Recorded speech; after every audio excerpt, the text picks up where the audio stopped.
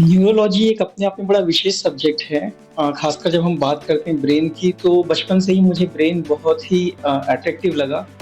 तो जब हम बात करते हैं न्यूरोलॉजी की, तो न्यूरोलॉजी सिर्फ ब्रेन से रिलेटेड नहीं है। आपकी आँखें और आपका कान भी जो है ब्रेन का एक हिस्सा होती है। हाँ, न्यूरोलॉजी की बहुत सी बीमारियाँ जो हैं टाइम स्पेसिफिक होती है, टाइम सेंसिटिव होती है। पार्किंसंस का ट्रीटमेंट हम पहले मेडिकल मैनेजमेंट करते हैं और उसके बाद एडवांस स्टेज में हम सर्जिकल मैनेजमेंट में जाते हैं।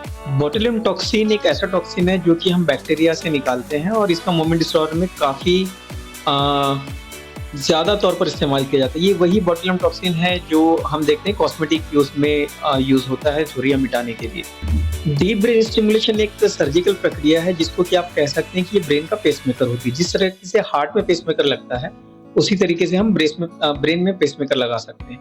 नमस्कार, मैं मनप्रीत कौर यूपीआई 24 न्यूज़ से। आज हम आए हैं रायपुर की neurologist and movement disorder clinic में, जहां हम बात करेंगे न्यूरोलॉजिस्ट डॉक्टर अभिजीत कोहाट से। सर, बहुत-बहुत स्वागत है आपका यूपीआई 24 न्यूज़ में। थैंक यू, नमस्कार। नमस्कार सर। सर, आप सबसे पहले आप हमें ये बताएं कि आपने न्यूरोलॉजिस्ट को ही अपना प्रोफेशन क्यों चुना और अब तक के करियर लाइफ में आपने क्या-क्या चैलेंजेस फेस किए हैं? न्यूरोलॉजी एक अपने आप में बड़ा विशेष सब्जेक्ट है। खासकर जब हम बात करते हैं ब्रेन की, तो बचपन से ही मुझे ब्रेन बहुत ही अट्रैक्टिव लगा। ब्रेन को जब हम ओपन करते हैं तो उसमें जो न्यूरॉन्स होते हैं किलोमीटर्स तक जो है फैल सकते हैं। तो ब्रेन एक बहुत विस्तृत स्ट्रक्चर है। और दूसरी चीज़, ब्रेन आपकी बॉडी को कंट्रोल करता है, आपके हार्ट को, आपकी किडनी को, आपके मूवमेंट्स को, आपके थॉट्स को। तो ये सारी चीज़ों ने मुझे ब्रेन के लिए बहुत इंटरेस्टिंग बनाया और इसी की वजह से मैंने न्यूरोलॉजी को एज अ सब्जेक्ट चुना। न्यूरोलॉजी में काम करना अपने आप में एक चैलेंजिंग टास्क है और मैंने एक्सेप्ट किया। सर, ऐसी क्या सिम्टम्स हैं और जिससे हमें पता चलता है कि हमें न्यूरोलॉजिकल प्रॉब्लम हो सकती है? तो जब हम बात करते हैं न्यूरोलॉजी की, तो न्यूरोलॉजी सिर्फ ब्रेन से रिलेटेड नहीं है। आपकी आँखें और आपका कान भी जो है ब्रेन का एक हिस्सा होती है। तो जब हम न्यूरोलॉजी की बात करेंगे तो brain, eyes, spinal cord, nerve और मसल, सब चीज़ें उसमें इंक्लूड होती है। तो हर जगह के अपने अलग-अलग सिम्पटम्स होते हैं।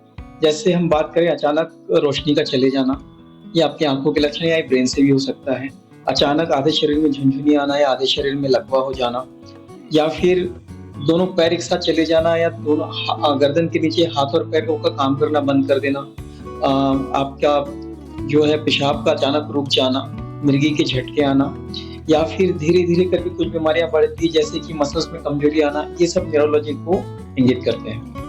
सर, जैसा कि आप पार्किंसन स्पेशलिस्ट भी हैं, सर अभी इस बीमारी ने काफी सारे लोगों को अपना शिकार बनाया है। इसके बारे में आप हमें कुछ बताएं। ये सवाल पूछने के लिए आपका बहुत-बहुत धन्यवाद। क्योंकि पार्किंसंस डिसीज जो है मूवमेंट्स की बीमारी है। तो जब हम मूवमेंट डिसऑर्डर की बात करते हैं तो दो तरीके के मूवमेंट्स होते हैं। एक होते हैं हाइपोकाइनेटिक मूवमेंट्स, यानी कि मूवमेंट्स कम हो जाना, और दूसरे होते हैं हाइपरकाइनेटिक मूवमेंट्स, यानी मूवमेंट्स का बढ़ जाना। जो हम एक आम आदमी को देखते हैं नॉर्मल मूवमेंट्स है। अब पार्किंसन डिसीज की अगर हम बात करेंगे तो मूवमेंट्स उसमें कम हो जाते हैं, हाइपोकाइनेटिक मूवमेंट डिसऑर्डर। लेकिन किसी में ट्रेमर्स होते हैं। तो ट्रेमर्स की एक अलग बीमारी होती है जिसको हम एसेंशियल ट्रेमर्स या पार्किंसन से रिलेटेड ट्रेमर्स कहते हैं। तो एक हाइपरकाइनेटिक बीमारी हो जाती है। तो अभी रिसेंटली हम देखेंगे कि इंसिडेंस पार्किंसन डिसीज का बढ़ा है। पहले वृद्धावस्था में पाई जाती थी बीमारी, लेकिन अब यंग्स में भी बहुत कॉमन है, जिसको हम यंग ऑनसेट पार्किंसन डिसीज कहते हैं। और सबसे अच्छी बात ये है कि पार्किंसन जो है ट्रीटेबल डिसीज है, उसका इलाज संभव है। सर, हमें बताएं कि पार्किंसन का ट्रीटमेंट कैसे किया जाता है? पार्किंसंस का ट्रीटमेंट हम पहले मेडिकल मैनेजमेंट करते हैं और उसके बाद एडवांस स्टेज में हम सर्जिकल मैनेजमेंट में जाते हैं। तो शुरू में जब हम पार्किंसंस का ट्रीटमेंट करते हैं, शुरू के 3 से 5 साल जो है हनीमून पीरियड होते हैं। इसमें हम लेवोडोपा की टैबलेट देते हैं और उससे मरीज को काफी अच्छा फायदा होता है। करीब 3 से 5 साल तक फायदा रहता है। उसके बाद फ्लक्चुएशन स्टार्ट होते हैं, जिसमें जो है शुरू में जो एक टैबलेट का असर 6 घंटे तक होता था, वो धीरे धीरे करके 3 से 4 घंटे तक आ सकता है। तो इस दौरान जो है या तो टैबलेट का डोज बढ़ता है या टैबलेट की फ्रीक्वेंसी बढ़ती है।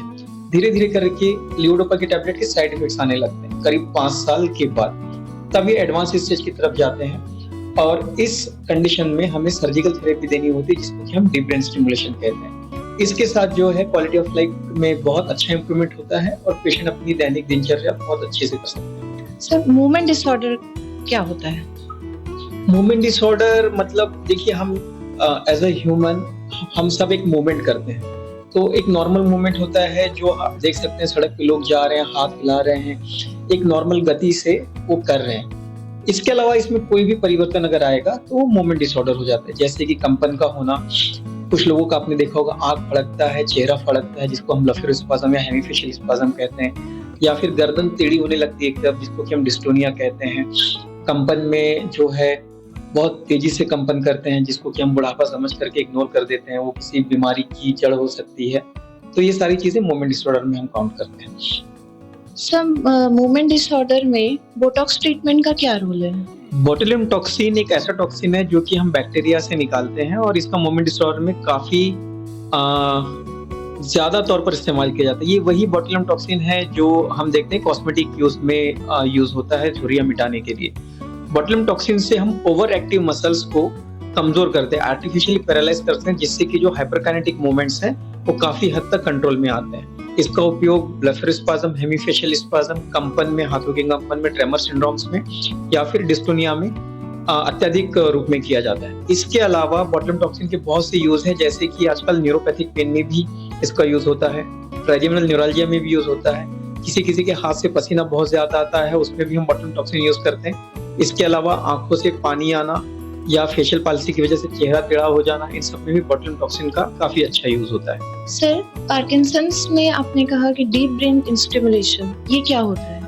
डीप ब्रेन स्टिमुलेशन एक सर्जिकल प्रक्रिया है, जिसको कि आप कह सकते हैं कि ये ब्रेन का पेसमेकर होती है। जिस तरह से हार्ट में पेसमेकर लगता है, उसी तरीके से हम ब्रेन में पेसमेकर लगा सकते हैं। उसके लिए आपकी जो स्कल है, खोपड़ी है, उसमें हम छेद करके 2 इलेक्ट्रोड आपके ब्रेन में इम्प्लांट करते हैं, और उसका वायर गर्दन की तरीके से होते हुए कॉलर बोन के नीचे आपका बैटरी फिट होता है, और उसको आप रिमोट की सहायता से ऑपरेट कर सकते हैं। इससे जो है पार्किंसन डिसीज में मरीज की जो गतिविधियां है उसको कंट्रोल किया जा सकता है। बहुत ही सेफ प्रोसीजर है, और अलग अलग बैटरीज में उपलब्ध है, कुछ रिचार्जेबल भी होती है, कुछ नॉन रिचार्जेबल भी होती है। इसका उपयोग मेनली पार्किंसन डिसीज, डिस्टोनिया एवं एसेंशियल ट्रेमर में किया जाता है। सर, डीप ब्रेन स्टिमुलेशन का ट्रीटमेंट रायपुर छत्तीसगढ़ में और कहाँ-कहाँ होता है? डीप ब्रेन स्टिमुलेशन एक बहुत ही एडवांस प्रक्रिया है, और छत्तीसगढ़ में हम ही ने सर्वप्रथम यह प्रक्रिया शुरू की थी। लगभग 10 केसेस डीप ब्रेन स्टिमुलेशन के हो चुके हैं, और सारे मरीज अपनी गतिविधियां, अपनी दिनचर्या ठीक से कर रहे हैं। इसका ट्रीटमेंट फिलहाल न्यूरोलॉजी क्लिनिक में, हमारी क्लिनिक में ही उपलब्ध है। तो ऐसी कौन सी प्रॉब्लम है न्यूरोलॉजी से रिलेटेड जिसका समय रहते इलाज जरूरी है? हाँ, न्यूरोलॉजी की बहुत सी बीमारियां जो है टाइम स्पेसिफिक होती है, टाइम सेंसिटिव होती है। उदाहरण के लिए स्ट्रोक, अगर किसी को पैरालिसिस होता है तो उसका इलाज 4.5 घंटे के अंदर संभव है, पर ऐसा नहीं कि 4.5 घंटे, जितना जल्दी आएंगे उतना अच्छा रिस्पॉन्स आएगा। अगर यहाँ पर हमने देर कर दी तो व्यक्ति को परमानेंटली पैरालिसिस हो जाएगा। इसी तरह अचानक आंखों का जाना या फिर अचानक तेज दर्द उठना, ये सब टाइम सेंसिटिव मैटर्स हैं, इसमें आपको तुरंत न्यूरोलॉजी से सलाह लेनी चाहिए। सर, आजकल जैसे कि हमारी यूथ है, उनमें नशे से रिलेटेड बहुत सारे प्रॉब्लम्स सामने आ रही हैं, तो एडिक्शन का न्यूरोलॉजी पे क्या साइड इफेक्ट और या बैड इफेक्ट पड़ सकता है? हाँ, आजकल एडिक्शन एक स्टेटस सिंबल बनता जा रहा है। खासकर हम अगर एक पॉपुलेशन में देखें, स्मोकिंग तो बहुत कॉमन चीज है, उसके अलावा भी अब नई नई पार्टी ड्रग्स आ गई हैं जो यूथ उसको कंज्यूम कर रहे हैं बिना सोचे समझे। तो इनका न्यूरोलॉजी से बहुत डायरेक्ट कनेक्शन है। अगर हम स्मोकिंग की बात करते हैं तो स्मोकिंग से आपका स्ट्रोक का रिस्क कम से कम 15 से 25% तक बढ़ जाता है। दूसरे भी जो नशे हैं उनमें डिपेंडेंसी होती है, और उनसे स्ट्रोक का खतरा बढ़ जाता है, सडनली आपका बीपी शूट हो सकता है, और एक बार नशे की लत पड़ जाए तो फिर बहुत विड्रॉल सिम्टम्स होते हैं। तो कुल मिलाकर जो एक यूथ है वो काम करने लायक तो नहीं बचता। इसी तरह अगर हम अल्कोहल की बात करते हैं, अल्कोहल बहुत कॉमन चीज है जो यूथ हर कोई कंज्यूम करता है इंडिया में। ऑलमोस्ट एक पार्टी स्टेटस है, सिंबल है आपका।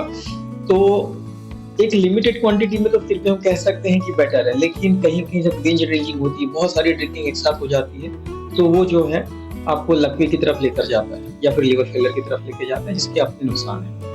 तो ये थे न्यूरोलॉजिस्ट डॉक्टर अभिजीत कोहाट, जिन्होंने न्यूरोलॉजिस्ट से रिलेटेड हमें कई सारी जानकारियां दी।